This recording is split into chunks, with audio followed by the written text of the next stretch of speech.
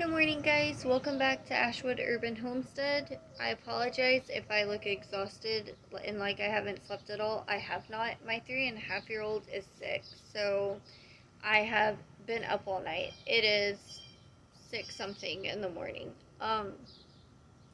But I've heard a lot about people that want to raise meat, and I wanted to raise meat, but I live in an urban setting. We live on 0.68, so less than 3/4 of an acre in the city. So we really have to be careful about the type of meat that we raise, how loud it is, and there are a lot of zoning restrictions. So that means it has to be so far away from our house and our neighbor's house. We have to worry about smells and sounds. But there are quite a few animals that you can actually raise for meat, even in an urban setting or on a small piece of land out in the country. Um, for me, my gateway animal was not chickens like it is so many other people's. Um, what I started off raising first was actually rabbits, and rabbits are relatively easy to raise. Um, they actually reach breeding age when they're about 4 to 6 months old, which is not ideal. I recommend not breeding your rabbit until it's a month old, but they don't require a whole lot. They basically just need a cage, food, water, to be sheltered from the elements. And that's about it. Now, where we live, it is extremely hot. Once it hits late July, and then all through August and through a good portion of September, you're talking about extremely high 90s, sometimes easily triple digit weather. Sometimes we have triple digits for a month at a time. A few years ago on my birthday, which is the first week of August, it was 105 degrees. So it's really intense, and the humidity is really intense here too. Um, so there were not a lot of rabbit breeds that I could choose for meat just because it is so hot and it is so humid. And so for me, the best rabbits to choose were Californian rabbits, which are the white rabbits that have the darker ears and the darker noses and the red eyes. And also Rex rabbits and New Zealand's. Now, Rex are one of my favorite rabbits because they have extremely soft, velvety fur.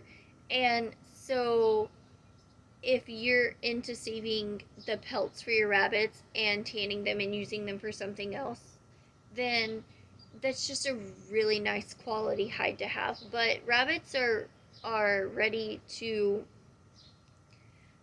butcher at about 7 to 12 weeks of age. Really, about 6 to 7 weeks is when I butcher them. And from the time a rabbit breeds to the time that it gives birth is only between it's between 28 and 34 days, but for me it's always happened about day 30. And the one thing I will definitely recommend is that you're really careful when separating out your rabbits if you're growing them out, because if they breed so young and so quickly that if time gets away from you like it does from me, before you know it, you'll come out one day and there will be a bunch of kits or baby rabbits all over the cage, and that can be really stressful, especially if you're a new homesteader. It's a lot to handle, so I would just be careful about that. But honestly, all you need to get started are the cages, and you'll need nest boxes, feeder, water.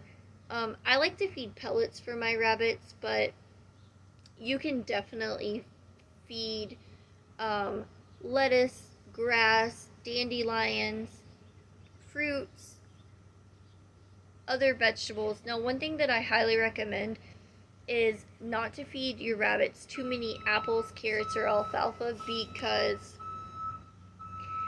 for a rabbit, that's actually really fattening and will cause your rabbit to gain quite a bit of weight. And that's not necessarily an issue whenever you're butchering rabbits fairly young, but it does become an issue if you plan on keeping the rabbits to breed as they get older. I do apologize for all the noise pollution. I am in the city, so there is quite a bit of traffic, especially today because this is about the time the school buses run to take children to school. So I do apologize for that. But as far as rabbits, I actually really enjoyed raising rabbits. We are not raising rabbits right now, and that's just because a couple years ago we did have an incident with a neighbor's dog coming into our yard, and we took a really hard hit with our rabbits, and we had put a lot of time and effort into the rabbits because initially we got into them because we were showing rabbits, and so it was just too much for me to recover the cost and the heartache of losing some of my best flock. So, but I still think rabbits are a great animal to start with. Now, chickens are a really common animal to raise for meat. The really cool thing about chickens is they don't take up a lot of space. And if you use Cornish rocks, which are actually a crossbreed between a Cornish hen and a white Plymouth Rock rooster, then those crossbreeds, their genetics has been perfected through hatcheries for several generations. So they're fast growing. They don't require hormones, which is a common misconception. They just grow so quickly because of their genetics that you have to be really careful and make sure you butcher them by 12 weeks. I know some people who have let them grow longer than 12 weeks of age, and their health tends to decline very rapidly. It's just not good for them. It's not good for you. They don't do well in the heat because they are bred just to sit around and eat until they're 8 weeks of age when they're ready to butcher. All they're going to do is sit around and eat and drink water all the time. And there may come a point in time where I recommend at night taking their food away, because if not, they will just gorge themselves and grow way too fast, and it just leaves you in a negative situation and feeling kind of crummy about the way that you're raising them.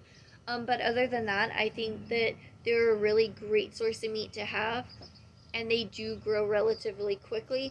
The one thing I will say is that the first time that I grew Cornish rocks, I didn't realize just how fast they grew, and I got in too deep and I grew about 50 of them at one time. And after about the 10th or 11th one of butchering, I was just exhausted. My hands hurt, I was over it, and it was just not fun for the other half. Now, the great thing about Cornish rocks is that since they only take, on average, I would say butchering them about 8 weeks is ideal, then you can actually grow several sets of them throughout the year. Now, I do not grow them during the summer months here because, like I said before, it is just way too hot and they will not do well. They'll end up having heat stroke or various other health problems, and that's something I'm trying to get away from. I don't like factory farming practices.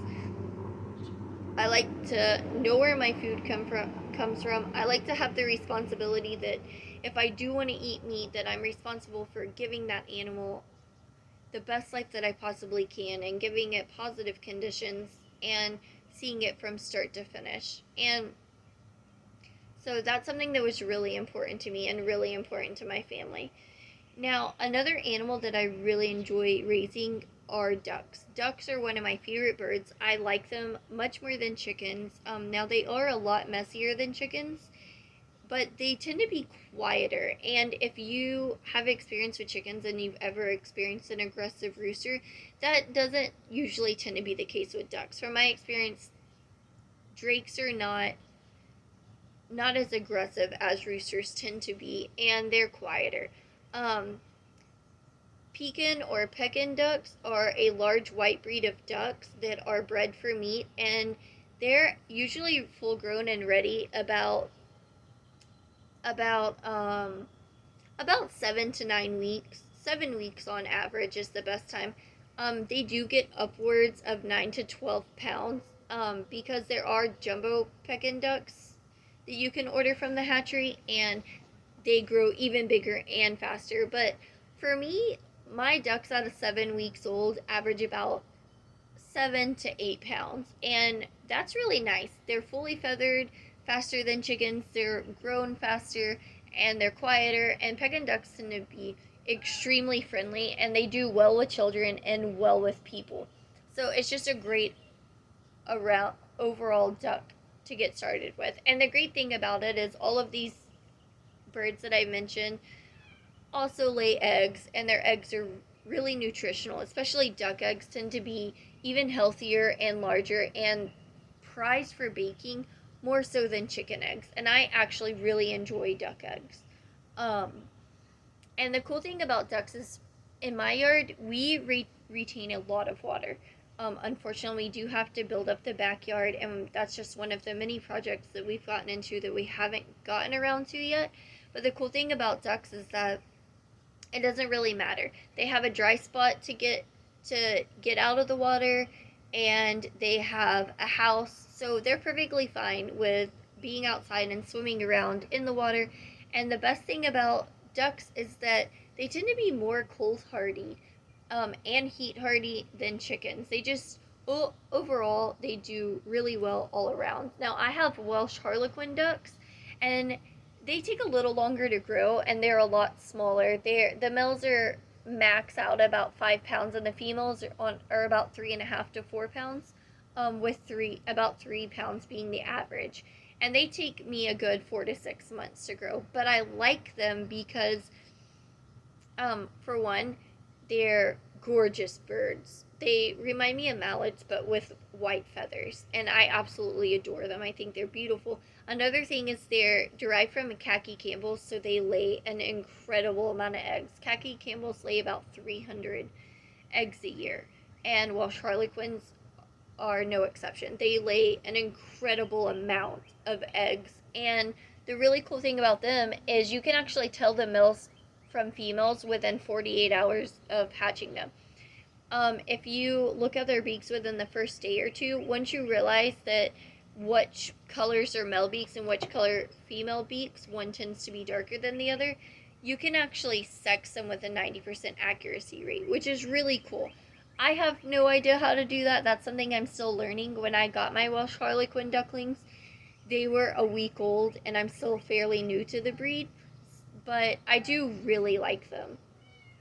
Um, you'll have to excuse this sweet boy here. He's actually our neighbor's cat, but he thinks that he lives here, and it's really great because we get all the benefits of having a cat and living on a cat without any of the responsibility of taking care of him. But he's an absolute sweetheart, and he loves joining any video he possibly can. Um, so, another animal that I have raised, but I don't necessarily recommend if you are nervous about flighty and crazy birds, or you have to worry about noise pollution, are guineas. I really like guineas because they're relatively small, and a lot of people prize the meat. They're really nice, dark meat. The downsides about guinea is that they tend to take off running if you don't have them in an enclosure. They will run away. A lot of people prize them for their ability and appetite to eat a large amount of ticks or snakes or anything that could plague your yard, and different insects. And I really enjoy them. The biggest problem is that they are loud. If you've been around geese, guineas are 10 times louder and more obnoxious than any goose that you could ever be around. And that's saying a lot. And also they tend to be really terrified of people, and they don't like to listen. So that's a downside. But I like the fact that if I keep them in an enclosure and don't really try to chase after them, they don't mind me too much. And I like the fact that the females start laying eggs at about 4 months old.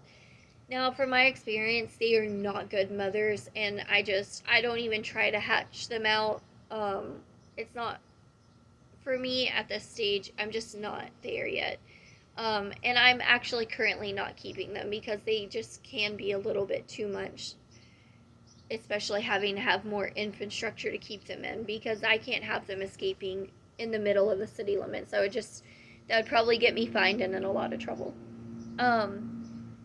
So right now my main sources of meat are chickens and ducks. Now, I do really like the idea of raising turkeys, but a lot of turkeys tend to be kind of intimidating, even heritage turkeys. So there is a turkey called a midget white, and the males tend to be about 15 pounds maximum weight, and females average about 8 to 10 pounds, 8 being the most common. And I have a little bit of experience with them from 4-H because that's the most common type of bird that you see at shows. At least for me, it is. And so I like them. They're bigger than most chickens, but they're still small enough that they're easy to manage. They're really they're really docile, and they're actually quite curious and quite friendly. And so that's a huge benefit for me, especially having small children. Now, a lot of commercial turkeys cannot breed naturally, but midget white turkeys actually breed naturally, and they only lay about 100 to 120 eggs a year. Um, from what I've seen, really like a good solid average is about 60 to 80, and that's if you're taking out their eggs and putting them in an incubator. I've honestly never used an electric incubator before. Um, the way I was raised was actually to hatch eggs inside of a Tupperware box with a light, manually turning them several times a day, which may be crazy, but that's just the way that I learned it. I've seen people operate incubators. I know exactly how they work. I know all, how to place the humidity and everything else. I've just never done it. But if you've done it, then all of these birds are not only a great meat source, but the really cool thing is that you can actually hatch your own eggs out and have have a continuous supply of meat. Now, one other bird that I really like is quail, and I'm not sure if I've mentioned quail yet or not. Um, but I like quail here in Texas. For most quail, you actually have to have a game birds license, except for cornix, also known as pharaoh quail. And they tend to be pretty small. They average out, you're only going to get about 4 to 6 ounces of meat. They do have a jumbo variety of it, but I've never got more than 8 to 10 ounces per bird, even with jumbo cornix quail. I've heard of them getting larger. I've never personally seen it. The cool thing about quail is that you need a ratio of about 6 females to 1 male. And they can be in a small cage, such as a rabbit cage. A lot of people build special cages for quail and stack them on top of each other, which is a really cool idea. I just always raised them in a rabbit cage. It was easier. And I always had the really small grid bottoms on my rabbit cages because quail have really tiny feet. And it's easy for them to slip through and hurt themselves. But I really enjoy quail. And the cool thing about quail is that they're actually reach maturity.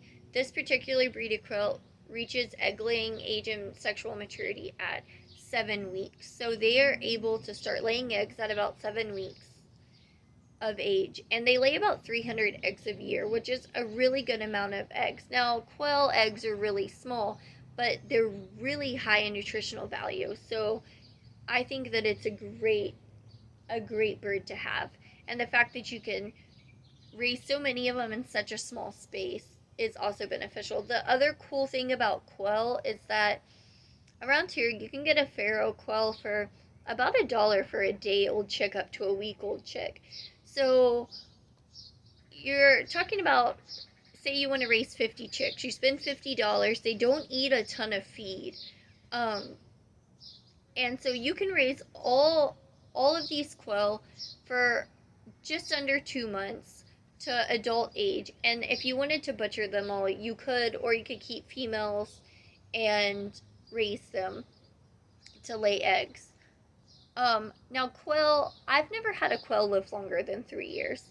And honestly, once my quails start declining, in laying age, I do just butcher them and eat them because I'm more about quail for meat than I am for eggs. But a lot of people really enjoy quail eggs. I actually really like quail eggs, especially pickled quail eggs.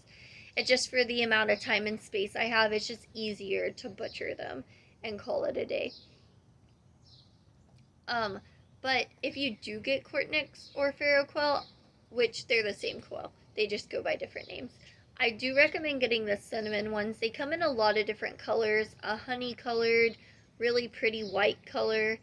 But for the cinnamon quail, the males tend to have a reddish orange, kind of rusty colored chest, where the females are the same color brown with black speckles over their entire body. And so it's easy to tell the males from the females. I was really new at it. I had never raised quail before, and I just looked up one picture on Google and I figured it out, and it was easy from there on out. Whereas even with a couple years of experience, I still cannot really tell other quail whether they're male or female unless they're laying eggs. I'm not good at. But the cinnamon colored ones, they're really easy to tell. So, another animal that you could raise are geese, but personally, I am terrified of geese. Now, there are cotton patch geese, which are really cool. You can actually tell which one's male and which one's female. The males tend to be either solid white or predominantly white, and the females tend to be a grayish brown color. Um, and so you can kind of tell the difference fairly easily, and they're a lot smaller and a lot calmer than other breeds of geese. I've been around primarily Chinese and African geese, and it was not a fun experience. I'm actually quite terrified of geese, so even though I want to try these geese, I'm just not sure that I can muster up the courage to ever try it. But maybe one day. Uh, and so, one last animal to consider for your homestead, if you live in an urban area or have a small amount of land, is fish. Now, the only type of fish that I've ever raised, because they're fairly low maintenance, are tilapia or catfish. And the problem with tilapia is that you do have to get a license for them where I'm from, and they're actually really invasive. And so if it floods, because here we have hurricanes and a lot of rain, so if the water overflows to wherever you're keeping them and they get out, you can get in a lot of trouble, and it's just really not good for our natural waterways. Whereas catfish thrive here, and their they natural their natural habitat is in Texas, and the really cool thing about them is they're really hard to kill. They're really hardy during the winter. It doesn't usually get cold enough here for them to have any issues, and they do really well in the heat of the summer where other fish may go temporary sterile or have issues. So if you're going to raise fish, I recommend catfish. Now, the scary thing about catfish is that they have really sharp spines, which are actually poisonous, but I've never been stabbed by a catfish spine, thankfully, or a fin, but my dad actually has. My dad actually got stabbed by one during um, a boating fishing trip, and I don't know exactly how it happened, but him getting stuck into him, and he actually had to have surgery to remove it and ended up with a bad bacterial infection. Now, guys, that's absolutely worst case scenario. Like, I've been fishing my entire life here, and that's never happened to me. But crazy freak things do happen. And I still enjoy catfish. I did have a pool. It was just one of those cheap Intex pools. It was about 10 feet across and about 3 to 4 feet deep. And I was actually able to raise a pretty good amount of catfish in a small area. They only take about 12 to 18 months to raise, depending on the size you want, because you don't want them to get too big because they just don't taste as good. Um, but I like raising them. I'm not one for breeding them, because that takes a lot more work. But if you do have a small pond dug, even if it's not big, if it's just small, it's really easy to raise catfish. They pretty much take care of themselves for the most part. The only downside of catfish is that if you let them breed, they will get out of control fairly quickly. But I know a lot of people in urban settings that raise them, and I've even raised them, and I actually really like them. I just bought them as fingerlings and had them delivered, and there's usually a minimum amount you have to get. And I had them delivered, and I just raised them until they were big enough to eat, and then we just scooped them out and processed them. And I think that's a really great source of protein. Now, I realize that raising meat on a homestead is not for everybody, and if you're on our channel and you're vegan or vegetarian, I appreciate you watching this video. Um, I apologize if it's a little graphic. I will say that I do believe that if you're going to eat meat and you have the ability to raise it yourself, I think that's the best option. I think that we should be responsible and with the meat that we raise and the animals and make sure that they're not living in farm factory conditions and that they do have the best life possible and that we fully realize, you know, what it takes to raise these animals until they're butchering and what it is for another animal to give its life so that we can continue on with ours. And for me, that's really important because when you are getting meat from the grocery store, you're not always thinking about the conditions that it was raised in, and you're not always thinking about, oh, well, if this goes bad, then I'm wasting what once was a living animal. And I didn't want that. Even with my eggs, I don't want that. I want to be able to see the animals that are laying it, the chickens that are laying it, make sure they're in good conditions, make sure that they're happy because they're doing me a service and I want to do them a service, you know, and myself a service by giving them the life that they deserve and giving myself and my family the life that we deserve in return. So this is my thoughts. I think that if you live in a small space and you want to grow animals for meat, these are some really great animals to start off with. If I had to say what my top 2 or 3 is, I would definitely say ducks, rabbits, and chickens in that order.